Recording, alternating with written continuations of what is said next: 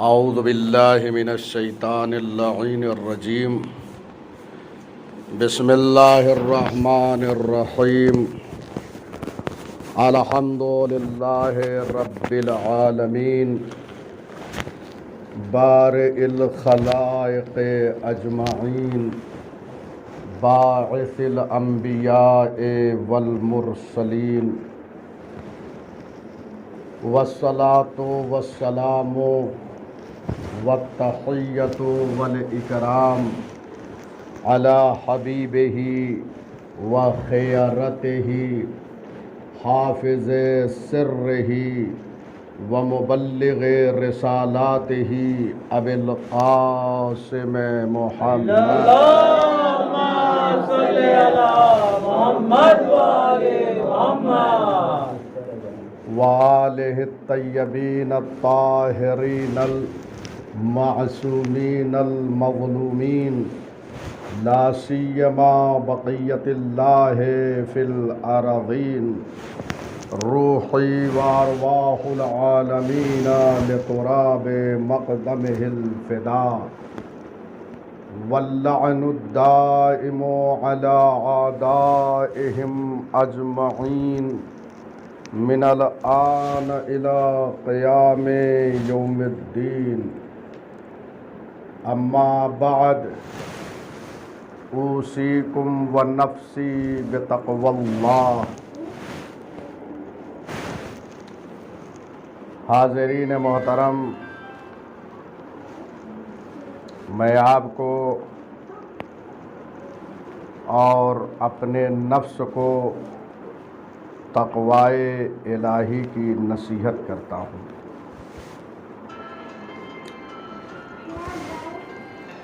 سترہ ربیع الاول قریب ہے، آج 15 ربیع الاول ہے۔ 17 ربیع الاول کو دو معصوم کی ولادت کی تاریخ ہے۔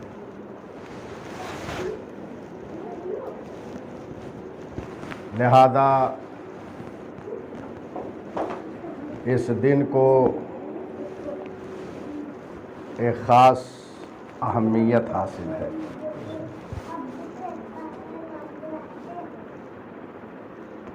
اس تاریخ کو رسول اسلام صلی اللہ علیہ وآلہ وسلم اللہم صلی علی محمد وآل محمد ولادت باسعادت ہوئی، اور ہمارے چھٹے امام جعفر صادق اللہم صلی علی محمد وآل محمد ولادت باسعادت ہوئی ہے۔ بہت اہم تاریخ ہے۔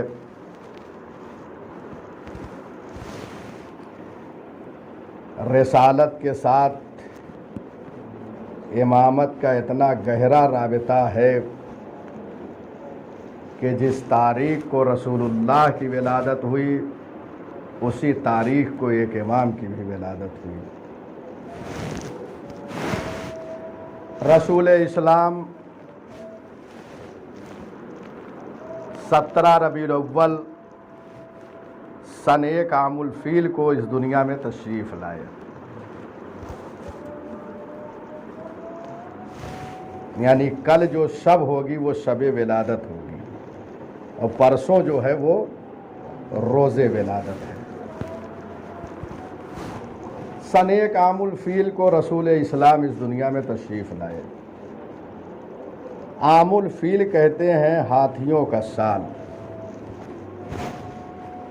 ہاتھیوں کا سال، یعنی جس سال ابرہہ خانہ کعبہ کو منہدم کرنے کے لیے، اس کو ڈھانے کے لیے ہاتھیوں کا لشکر لے کر آیا تھا، اسی سال رسول اسلام کی ولادت باسعادت ہوئی۔ اور اس کے بعد تاریخ میں ہے کہ وہ اس ارادے سے آیا تھا کہ خانہ کعبہ کو منہدم کر دیں، تو پروردگار عالم نے ابابیل کا لشکر بھیجا ان کی چونچوں میں اور ان کے جو ہے پنجوں میں کنکریوں کو دے کر بھیجا، اور پرندوں نے جو ہے وہ کنکریاں برسائی، تو ابرہہ کا لشکر کا اسب معقول چبائے ہوئے بھوسے کی طرح ہو گیا، سب ہلاک ہو گئے۔ اسی سال رسول اسلام صلی اللہ علیہ وآلہ وسلم اس دنیا میں تشریف لائے۔ تقریباً بعض مورخین نے یہ لکھا ہے کہ یہاں حضرت کی ولادت سے 2 مہینے کچھ دن پہلے یہ واقعہ رونما ہوا۔ تو 17 ربیع الاول سن 1 عام الفیل میں رسول اسلام کی ولادت باسعادت ہے، اور 17 ربیع الاول کو ہی امام جعفر صادق علیہ السلام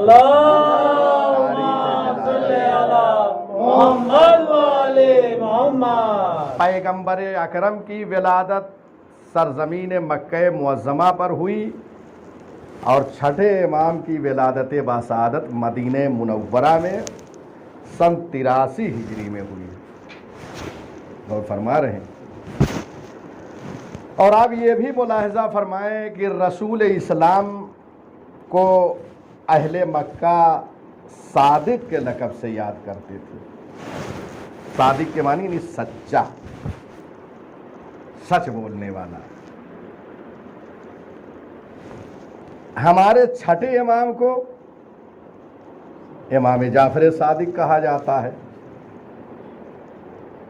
امام کا بھی لقب صادق ہے۔ دونوں 17 ربیع الاول کو دنیا میں تشریف لائے، اور دونوں کا لقب صادق ہے۔ غور فرما رہے ہیں۔ یوں تو ہمارے ہر امام صادق ہیں،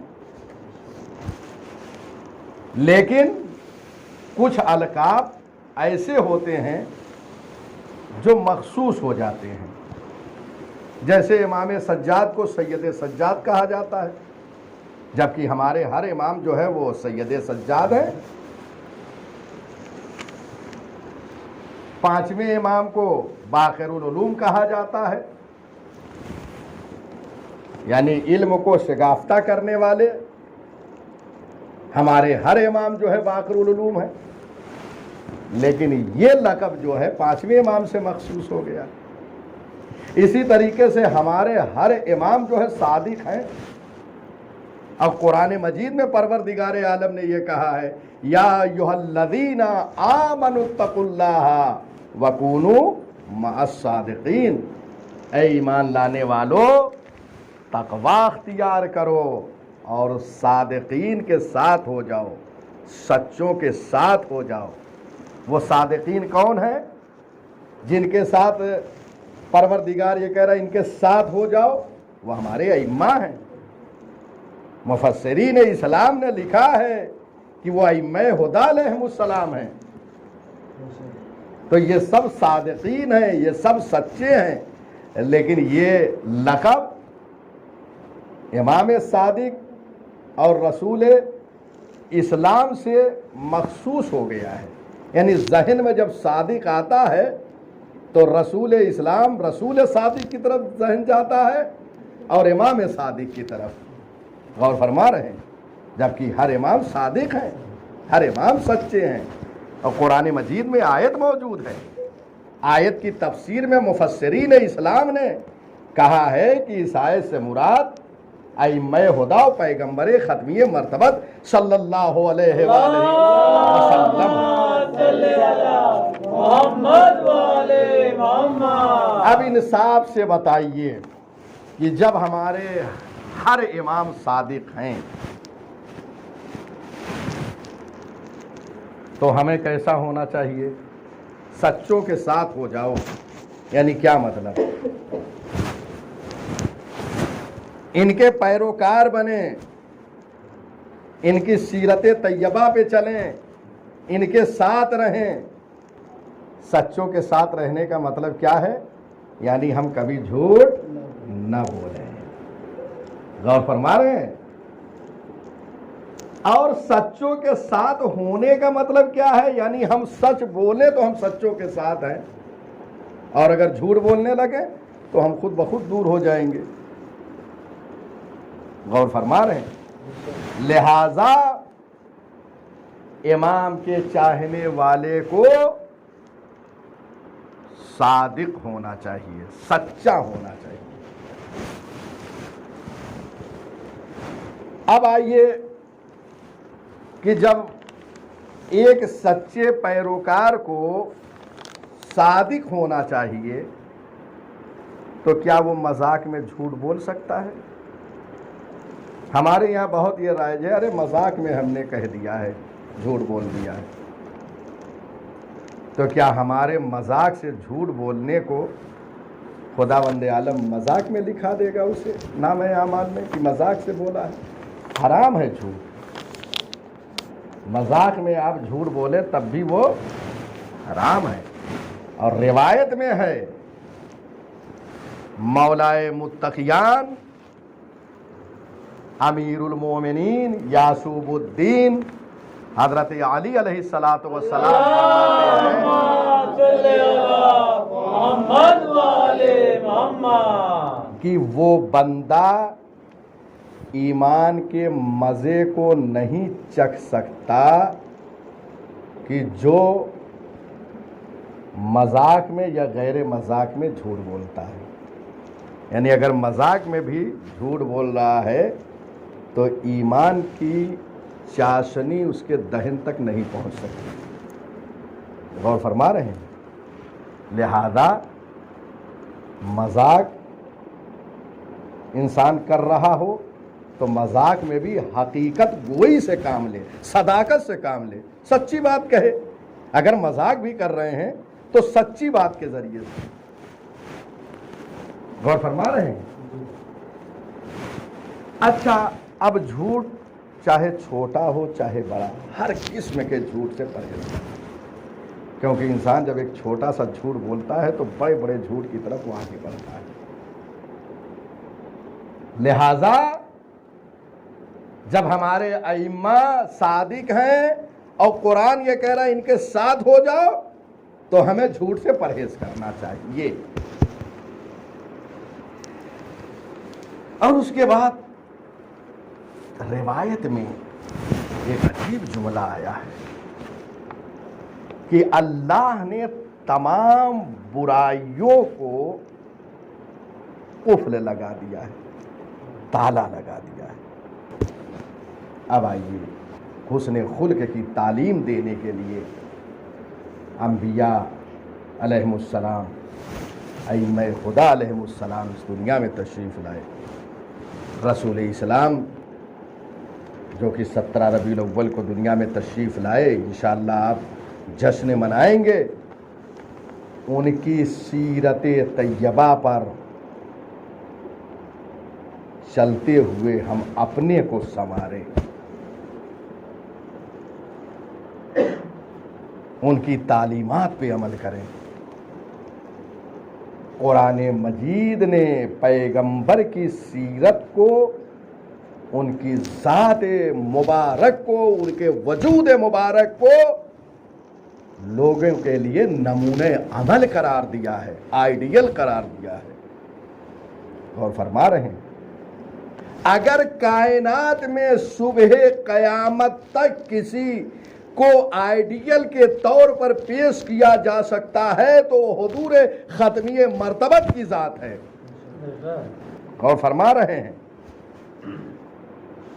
لقد کان لکم فی رسول اللہ اسوۃ حسنہ، رسول اللہ کی زندگی، ان کی حیات طیبہ، ان کی سیرت تمہارے لیے بہترین نمونہ عمل ہے، اسوہ حسنہ ہے، بہترین نمونہ ہے۔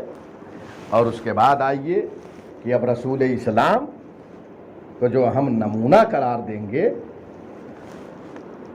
تو یقیناً جس طریقے سے رسول اسلام نے دنیا والوں کے سامنے اخلاق پیش کیا ہے، دنیا والوں کے سامنے اپنی زندگی کو پیش کیا ہے، اپنی سیرت کو پیش کیا ہے، ان کی زندگی، ان کی سیرت، ان کی حیات طیبہ کو دیکھتے ہوئے ہم آگے بڑھیں۔ اور عمل کریں۔ آپ دیکھیے حضرت صلی اللہ علیہ وآلہ وسلم لوگوں پر مہربان تھے، لوگوں پر مہربان تھے، لوگوں کے لیے رحمت تھے۔ ان کی زندگی، ان کا وجود، تو ہمیں چاہیے کہ لوگوں کے لیے مہربان رہیں۔ غور فرما رہے ہیں، یہ قرآن مجید میں یہ ساری سیرتیں رسول اسلام کی بیان کی گئی ہیں۔ چنانچہ پروردگار یہ فرما رہا ہے لَقَدْ جَاءَكُمْ رَسُولٌ مِّنْ أَنفُسِكُمْ عَزِيزٌ عَلَيْهِ مَا عَنِتُّمْ حَرِيصٌ عَلَيْكُمْ بِالْمُؤْمِنِينَ رَءُوفٌ رَحِيمٌ۔ لَقَدْ جَاءَكُمْ رَسُولٌ مِّنْ أَنفُسِكُمْ، بتحقیق کہ تمہارے پاس رسول آیا تم میں سے۔ آپ غور فرما رہے ہیں، یہ رسول جو ہمارے پاس آیا، یہ رسول جو ہے کس لیے آیا؟ ہماری ہدایت کے لیے آیا، ہدایت بشریت کے لیے، تعلیم بشریت کے لیے آیا، تزکیہ نفوس کے لیے آیا، یہ ساری چیزوں کے لیے آیا۔ غور فرما رہے ہیں، عزیز علیہ ما عنتم، تمہیں وہ مشقت میں دیکھے، تمہیں وہ تکلیف میں دیکھے، اس پر یہ بہت شاک ہے، بہت گرا ہے رسول پہ کہ وہ تمہیں تکلیف میں دیکھے۔ غور فرما رہے ہیں، کتنا مہربان رسول ہے، یعنی ہمیں تکلیف میں رسول دیکھیں تو اس کے دل پہ یہ گرا گزرتا ہے۔ حریص علیکم، وہ تمہارے لیے حریص ہے، تمہارے لیے فکر مند ہے کوئی دنیا میں؟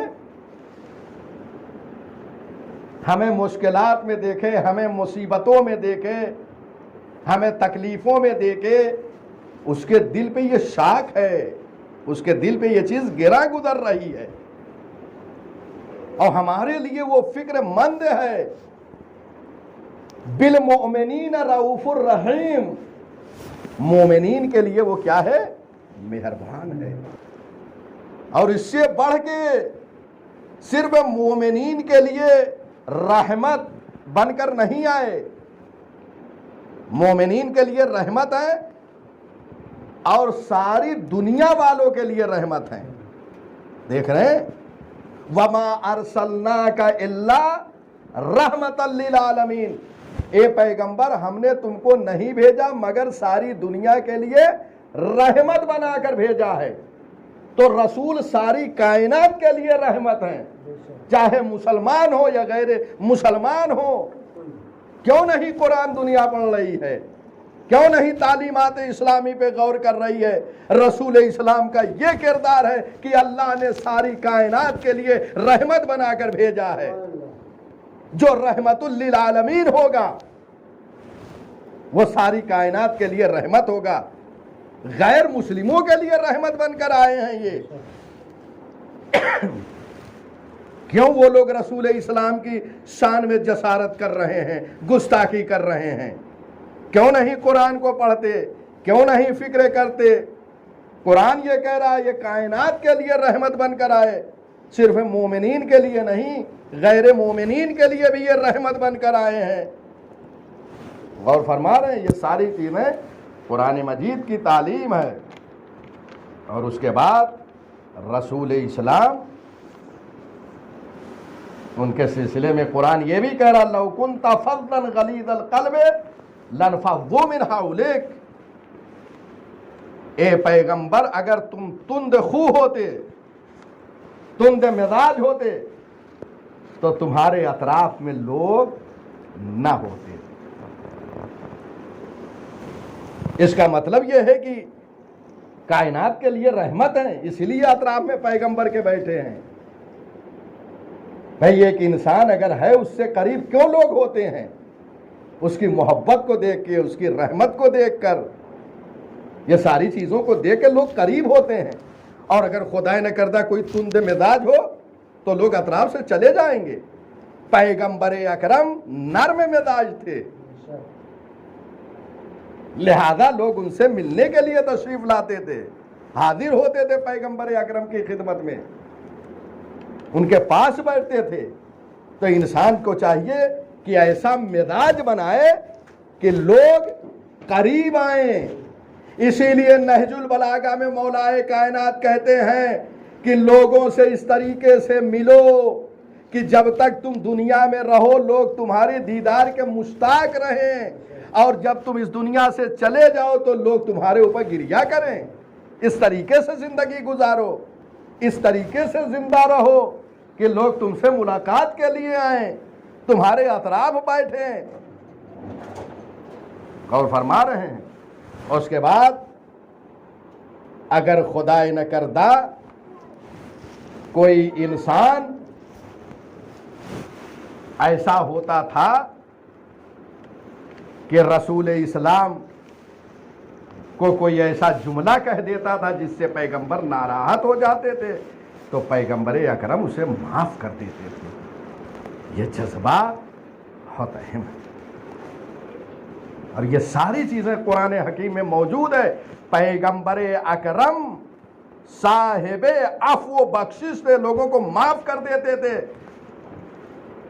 لیکن قرآن پیغمبر اکرم سے خطاب کر رہا ہے، خذ العفو، اے پیغمبر لوگوں کو معاف کریں، لوگوں سے درگزر کریں۔ یہ کیوں پیغمبر سے کہا جا رہا ہے جبکہ پیغمبر خود معاف کر رہے ہیں، درگزر کر رہے ہیں؟ جو غلطیاں لوگ کر رہے ہیں پیغمبر ان کو معاف کر دے رہے ہیں اور فرما رہے ہیں۔ تو کیوں پیغمبر سے یہ خطاب ہے؟ یہ پیغمبر سے اس لیے خطاب ہے کہ پیغام ہمیں دینا ہے، امت کو دینا ہے، کہ اگر ہمارے درمیان کسی سے کوئی غلطی سرزد ہو جائے تو انتقام کا جذبہ لے کر آگے نہ آ جائے، بلکہ سیرت پیغمبر اور سیرت ائمہ ہدی پر چلتے ہوئے معاف کرنے کا جذبہ رکھنا چاہیے۔ غور فرما رہے ہیں۔ وَأَمُرْ بِالْعُرْفِ، پیغمبر نیکیوں کا حکم دے لوگوں کو۔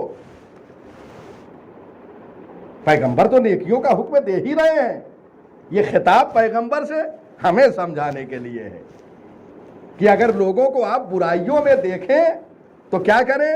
نیکیوں کی طرف لے کر آئیں، انہیں نیکی کا راستہ دکھائیں۔ وَأَعْرِضْ عَنِ الْجَاهِلِينَ، اور جاہلوں سے اعراض کریں۔ وَأَعْرِضْ عَنِ الْجَاهِلِينَ، جاہل سے اعراض کریں، یعنی اگر وہ کچھ کہہ دے تو اس کو انسنی کر دیں۔ اور فرما رہے ہیں یہ تین حکم اس آیت میں موجود ہے۔ کتنا اہم مسئلہ ہے یہ کہ پروردگار عالم نے تینوں چیزوں کو ایک آیت میں بیان کیا ہے۔ اور یہی نہیں کہ انسان صرف درگزر کرنے کا جذبہ رکھے، بلکہ اگر کوئی برائی سے ہم سے پیش آ رہا ہے تو ہمیں کیا کرنا چاہیے؟ اس برائی کا جواب اچھائی سے دینا چاہیے۔ غور فرما رہے ہیں؟ اللہ اکبر، اسلامی تعلیم۔ اور فرما رہے ہیں قرآن مجید میں آیت ہے وَلَا تَسْتَوِي الْحَسَنَةُ وَلَا السَّيِّئَةُ، نیکی اور برائی دونوں برابر نہیں ہیں۔ ادفع باللتی ہی احسن، برائی کو اچھائی کے ذریعے سے دور کرو۔ غور فرما رہے ہیں؟ فَإِذَا الَّذِي بَيْنَكَ وَبَيْنَهُ عَدَاوَةٌ كَأَنَّهُ وَلِيٌّ حَمِيمٌ، اگر آپ ایسا کریں گے، آپ کے ساتھ کسی نے برائی کیا، آپ نے اس برائی کا جواب اچھائی سے دیا، تو قرآن یہ کہہ رہا ہے کہ اگر آپ ایسا کریں گے تو جو آپ کا وہ دشمن ہے بینک و بینہ، تو آپ کے اور اس کے درمیان ایک گہری دوستی ہو جائے گی، آپ کا وہ صمیمی دوست بن جائے گا، آپ کا وہ جگری دوست بن جائے گا۔ یہ ہے تعلیم قرآن اور تعلیم اہل بیت علیہم الصلاۃ والسلام۔ ملاحظہ فرما رہے ہیں، ان ساری چیزوں پر عمل کریں۔ یہ پیغمبر اکرم کی سیرت طیبہ ہے۔ یہ 17 ربیع الاول کو جو ہم جشن منانے والے ہیں، اس دن کے لیے یہ تحفہ عظیم ہے ہمارے لیے قرآن حکیم کا۔ اس طریقے سے ہم اچھائی کے ذریعے ایسا انسان بنے۔ اچھا، جب ایسا انسان بنے گا اور یہ ساری صفات، یہ ساری چیزیں، یہ ساری خوبیاں اس کے اندر موجود ہوگی تو یقیناً اس کو دیکھ کر انسان یہ کہے گا کہ یہ سچا مسلمان ہے۔ سچا مسلمان کب؟ جب یہ ساری چیزوں پر عمل پیرا ہوگا۔ اب آئیے ایک اہم صفت قرآن میں رسول اسلام کے لیے کہ رسول اسلام صابر تھے، صبر کرتے تھے۔ اور قرآن مجید نے پیغمبر اکرم سے خطاب کرتے ہوئے یہ کہا ہے وَلِرَبِّكَ فَاصْبِرْ، اپنے رب کے لیے صبر کرو۔ پھر وہی بات آئی، یہ حکم پیغمبر کو دیا جا رہا ہے، جبکہ پیغمبر صابر ہیں، صبر کر رہے ہیں۔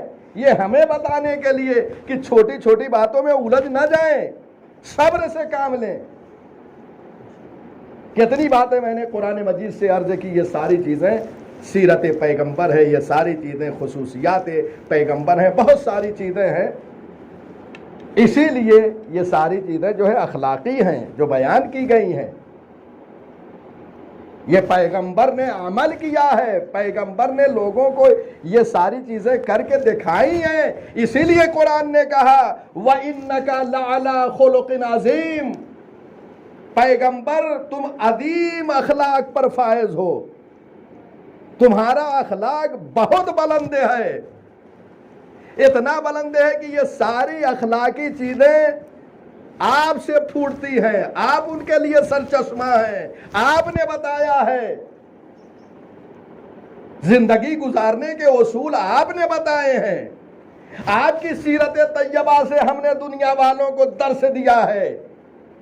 کائنات کو ہم جب نمونہ عمل بتاتے ہیں تو آپ کو بتاتے ہیں، اس لیے کہ کائنات میں پیغمبر سے بہتر اخلاق والا کوئی انسان نہیں ہے، اور اگر ہے تو آپ لائیے۔